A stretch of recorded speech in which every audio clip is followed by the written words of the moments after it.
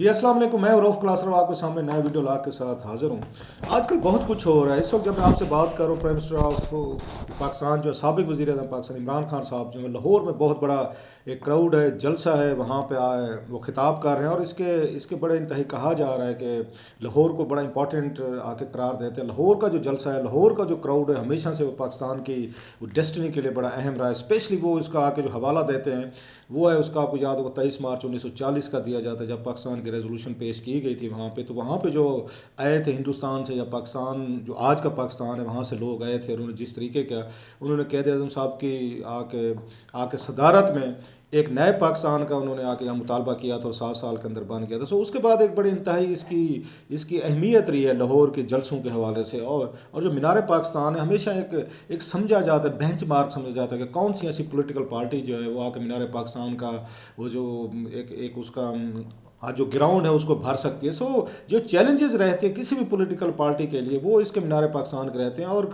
और इमरान खान साहब ने 2011 में जो उन्होंने जलसा किया था और इतनी बड़ी तादाद में लोग आए थे कि पहली दफ़ा लगा था कि उन्होंने इसको जलसा गाह को भर दिया था।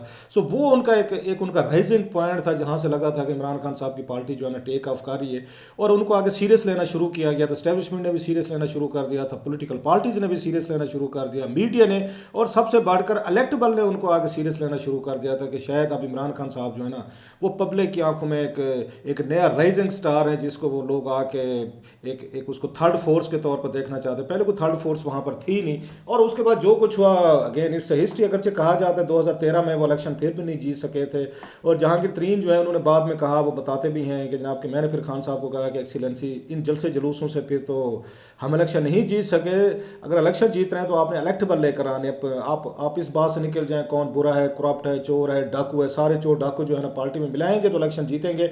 और वही कुछ हुआ 2018 के इलेक्शन, वही जो फार्मूला था, एस्टेब्लिशमेंट ने सपोर्ट दी, फिर एजेंसीज ने सपोर्ट दी और फिर उसके बाद इलेक्टेबल ने दी, फिर मीडिया ने दी, सब ने दी और खान साहब जो है वज़ीर आज़म बन गए। अब खान साहब ये 3.5 साल बाद दोबारा सड़क पे आ गए हैं, दोबारा जो है ना वो वहाँ पे अपना अपना सफ़र है उन्होंने वहाँ से आके एक आपका जलसा गाह से उन्होंने शुरू कर दिया। और लाहौर का जलसा जो है उनके लिए यकीनी तौर पर पॉलिटिकली तौर पर बहुत बड़ा इंपॉर्टेंट है।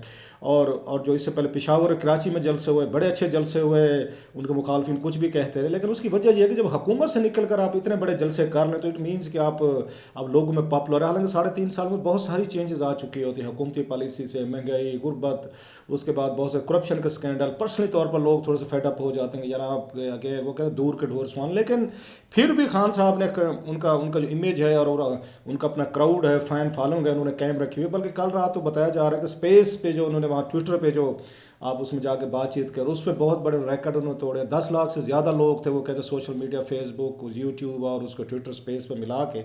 It's a massive. So Khan साहब इस बात पर बड़े खुश हैं कि जनाब कि मुझे बहुत बड़ा रिस्पांस मिल रहा है और बहुत जल्द जो है मैं पावर में आने वाला हूँ और मैं इनको इलेक्शन कराने पर मजबूर कर दूंगा। सो इस पर बात करते हैं ज़रा कि क्या खान साहब इलेक्शन कराने पर मजबूर कर देंगे इसको, इस्टेब्लिशमेंट को, या पॉलिटिकल ये जो एक अगेन मौजूदा जो यहाँ पे उनकी जगह बैठ शहबाज शरीफ साहब या उनके उनके जो साथ पार्टनर्स हैं, क्या इतना मजबूर कर सकें कि क्या स्ट्रीट पावर काफ़ी है इमरान खान साहब के लिए कि वो आके इलेक्शन करवा सकें और फिर जीत कर आ जाएं, या वही वाला हिसाब होगा 2011 वाला था कि क्राउड तो बहुत बड़े थे, मजमे तो बहुत बड़े थे, लेकिन 2013 में आप इलेक्शन नहीं करवा सके थे, 2014 में आपने सारे इलेक्शन जीत नहीं सके थे, 2014 में आपने इतना बड़ा धरना दिया, वो फिर भी इस्टेब्लिशमेंट भी आपके साथ थी, जनशन भी साथ थी, मीडिया भी साथ था, इलेक्टेबल भी साथ थे, फिर भी आप नया इलेक्शन नहीं करवा सके थे, 2018 में भी हुए थे। सो अब की दफ़ा इमरान खान साहब जो फील्ड में गए हुए हैं, मैं उसमें मैदान में है, वो उनको ना मतलब एक मैं कोई आपको ऐसी बात नहीं बता रहा जो आपको ना पता होगा। इस वक्त फ़ौज की उन्हें सपोर्ट नहीं है, उनको इंटेलिजेंस एजेंसीज की सपोर्ट नहीं है, खुद कहते हैं मीडिया की मुझे सपोर्ट नहीं है, फिर वो उसके सुप्रीम कोर्ट के साथ उनका कोई मैच पड़ा हुआ है, फिर इलेक्शन कमीशन के साथ उनके तल्लुकात ठीक नहीं है, उन पर भी तनकीद होती रहे, फिर अमेरिकन, फिर यूरोपियंस, पूरी दुनिया से वो खान साहब जो है ना इस वक्त उनके तल्लुकात ठीक नहीं है और वो फिर भी कहते हैं मैं पावर में आऊँगा। सवाल ये वो कैसे पावर में आएंगे? उनके पास 2-3 रास्ते हैं, या तो अनारके एक उसमें अनारकी की तरफ जाए, सिविल वार की तरफ जाए, ऐसे पूरे मुल्क को बंद कर दिया जाए कई दिनों के लिए, फिर उसके बाद मजबूर कर दिया जाए कि जनाब कि यहाँ पे आके इलेक्शन करवाए, जो कि पॉसिबिलिटी मेरा ख्याल है नहीं लगती। और खान साहब के लिए बड़े अच्छे मौके जो आपको पता है हमारे जैसे कुछ जो लोग इस तरह की बात करते रहते हैं कि खान साहब ने अगर ये नए इलेक्शन करवाने थे और सारी चीज़ें उन्हें ठीक करनी थी तो फिर उनको यहाँ से पार्लियामेंट से इस्तीफे नहीं देने चाहिए थे। हुकूमतें आती जाती रहती हैं, आप वहाँ बैठते अपना दबाव कायम रखते, एक अपना स्ट्रीट पे दबाव रखते, एक आप पार्लियामेंट के अंदर रखते तो ज़्यादा कोऑर्डिनेटेड था। फिर प्लस आपको बहुत सारी कुव्वतों को हॉस्टाइल करने की ज़रूरत नहीं होती। मान लिया ये जो वाह वाह वाह है पब्लिक जो है, आप और मुझे भी लोग 2-4 लोग मिल जाए तारीफ़ कर दें 2-4 दिन, अगर मेरा मेरा दिमाग भी ख़राब रहता है, आपको ईमानदार से बताओ। यहाँ तो लाखों लोग हैं, दिमाग ख़राब तो होना एक एक उसकी फितरी सी बात है। बड़ा कंट्रोल करना पड़ता है, अपनी काउंसलिंग करनी पड़ती है, बताना पड़ता है कि वी आर ह्यूमन। सो खान साहब की तकरीर जो मैंने उस रात भी सुनी, जो उन्होंने वो कह रहे थे, तो वो उनकी मोस्टली बात वो मीडिया टारगेट पे है। मीडिया को करप्ट कहेंगे, उनको बेस्ट कहेंगे, बिका हुआ कहें। हालांकि यही मीडिया था जिसने 22 साल उनको हीरो बनाया, यही कालम निगार थे, यही एंकर्स है जिनको इंटरव्यूज़ देते हैं। लेकिन अब वो समझते हैं सोशल मीडिया की दुनिया मुझे नहीं चाहिए, इनकी ज़रूरत नहीं है। जो वो मतलब है कि सियासतदान जो होते हैं वो सबको साथ लेकर चलता होता है। ऐसे फ़ौज के हवाले से हम देखते हैं कि उन्होंने जो उनकी पार्टी ने उन पर सख्त उन पर तनकीद की और बड़ा उस पर रिएक्शन भी आया। और पाकिस्तान आर्मी में मेरा ख्याल है खासे अटैक्स हुए। आर्मी को पहली दफ़ा हीट फील हुई और जनरल बाजवा साहब जो हैं वो मजबूर हो गए थे कि लाहौर में जो रिटायर्ड उनके अफसरान हैं और उनसे बातचीत करें, उनके सामने बैठ के सारी चीज़ें शेयर करेंगे, हमने क्या करने की कोशिश की। और खान साहब जो हैं उन्होंने इसके जवाब में क्या उन्होंने एक उनका रिस्पांस था, कैसे इंस्टीट्यूशन की लड़ाई हुई। सो वो चीज़ें भी उसमें बता रहे हैं। लेकिन फिर भी ये इमरान खान साहब को शायद अब उनको किसी ने यह रियलाइज़ करवाया कि आप जितना आर्मी पे तनकीद होती रहेगी, पीटीआई जितना अपने आप को एंटी आर्मी के तौर पर पेश करेगी, तो इनके लिए मुश्किल हो जाएगा इनके लिए अगले आके इलेक्शन करवाना। क्योंकि अल्टीमेटली मजबूर जो करना है किसी भी नए रजीम को नए इलेक्शन कराए जाएँ, वो तो आर्मी इस्टेब्लिशमेंट कर सकती है ना, और तो कोई रास्ता नहीं है इसके अलावा इमरान खान साहब के पास। लिहाजा अब उन्हें ये रियलाइजेशन हो रही है कि नहीं, आर्मी के साथ मैंने तल्लुकात जो है ठीक रखने, क्योंकि इंटरनल प्रेशर तो आया है वहाँ पे। आर्मी के जो रिटायर्ड अफसरान हैं या इवन फौजीज़ की जो फैमिलीज़ हैं, कहा जा रहा है इमरान खान साहब को वो सारे लाइक करते हैं। सो आर्मी पे भी दबाव है, लेकिन आर्मी पे दूसरे दबाव भी है कि खान साहब रूल्स ऑफ द गेम जो वो तय करते हैं उनके मुताबिक खेलने को तैयार नहीं है। So there is a big एक उनके दरमियान एक उसके टग ऑफ वार है। बल्कि फवाद चौधरी साहब ने आपने देखा होगा, उन्होंने इंटरव्यू दिया है, जो उसमें आपने देखा होगा मंसूर अली खां को दिया है एक्सप्रेस पे, या उन्होंने आके मोहम्मद मालिक साहब को दिया है। तो उसमें तो उन्होंने बड़ा सीधे से कह दिया कि जनाब की फ़ौज के साथ हमारी लड़ाई होगी नहीं तो हमने इक़्तिदार में बैठना था। अब सवाल यह है कि लड़ाई किसने करवाई? हमें तो ये बताया जा रहा था अमेरिकन ने साजिश की और हमें उन्होंने रजीम चेंज करे। अब वो कह रहे नहीं कि अगर फ़ौज के साथ तल्लुकात ठीक होते तो हम इक़्तिदार में होते। सवाल ये फ़ौज के साथ तल्लुकात किसने ख़राब करे? 3.5 साल तक तो बड़े अच्छे आइडियल आपके तल्लुकात रहे हैं, चीज़ें रही हैं, सब कुछ रहा है। मीडिया भी वो हैंडल करके दे रहे थे, उन्होंने पॉलिटिशियंस भी हैंडल किए, पार्लियामेंट भी हैंडल की, उन्होंने आके आप सुप्रीम कोर्ट को भी देखा, फिर उसके बाद उन्होंने आके नैब को भी संभाला, इकॉनमी भी, सारी चीज़ें वही देख रहे थे। अब अचानक क्या हुआ और आप लोग जो है उनके साथ अच्छे खासे तल्लुकात जो हैं ख़राब कर बैठे।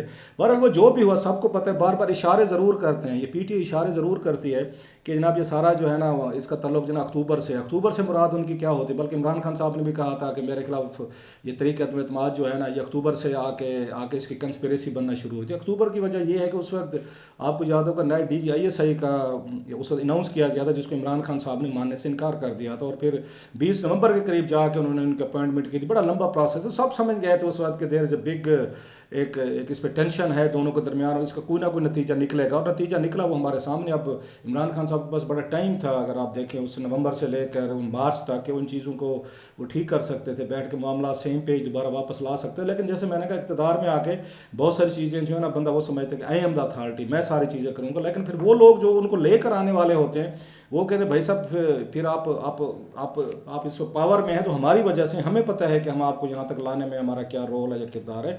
बहरहाल जो भी हो, सवाल यह है कि क्या आर्मी, जो मेन सवाल है, आर्मी वापस लाएगी इनको इमरान खान साहब को, और अगर लाएगी तो किस उसमें शक्ल में लाएगी? एक तो उन्होंने टेस्ट ले लिया है मौजूदा आर्मी लीडरशिप ने, वो तो इमरान खान साहब के साथ मुझे नहीं लगता वो ट्रस्ट मजीद करने को तैयार हों, और इसलिए उन्होंने ये जो फैसला किया इंस्टीट्यूशन का फैसला है, कुछ चंद लोगों का फैसला नहीं होता।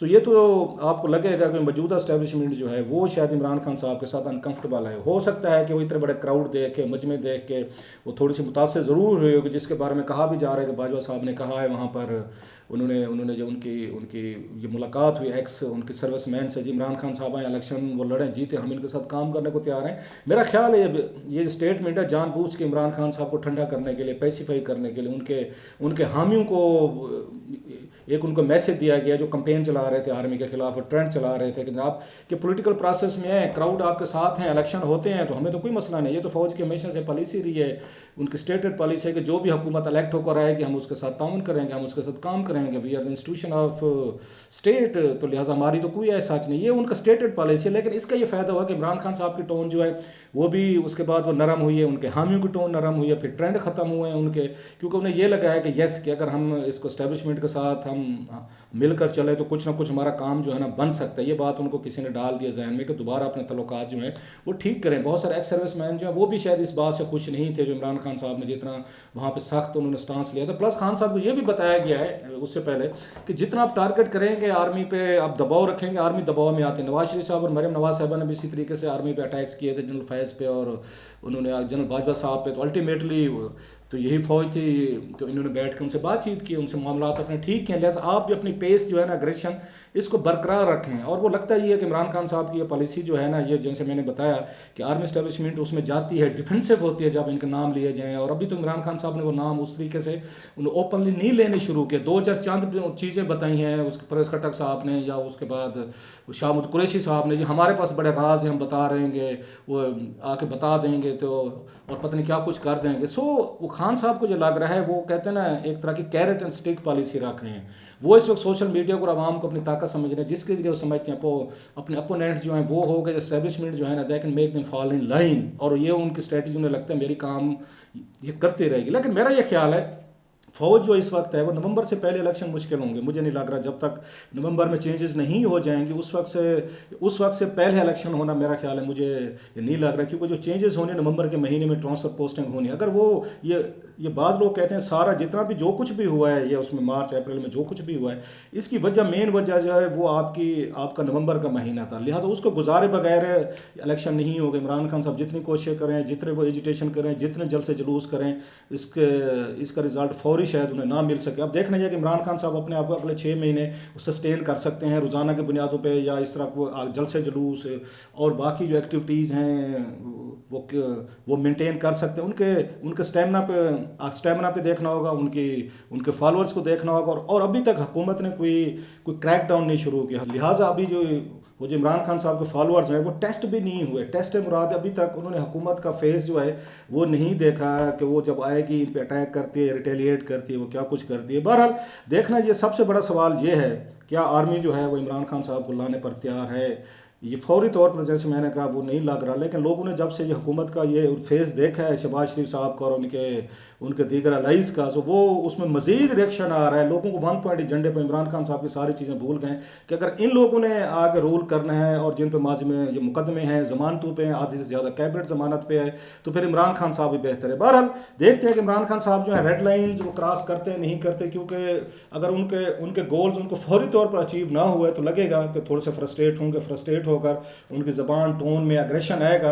एग्रेशन के बाद देखना होगा जो रेड लाइन जहाँ पे तय की जाती हैं उनको क्रॉस करते हैं या रेड लाइन के अंदर रहते हुए वो आके इस्टेब्लिशमेंट के साथ तल्लुकात ठीक रखेंगे और फिर कोई कोशिश करेंगे कि उनका फिर कोई दौर चल जाए, इलेक्शन हो जाए और वो इलेक्शन जीत के दोबारा पावर में आ जाएँ। मौजूदा इस्टेब्लिशमेंट के साथ तो मुझे मुश्किल लग रहा है कि इमरान खान साहब जो है ना अगर ये चल सकें या वो उनके साथ चल सकें। बहरहाल देखते हैं कि लाहौर के जलसे के बाद क्या इम्पैक्ट आता है और इमरान खान साहब और उनको हामी को कितनी नई ताकत और उनको कॉन्फिडेंस जो है ना आके वो मिलता है।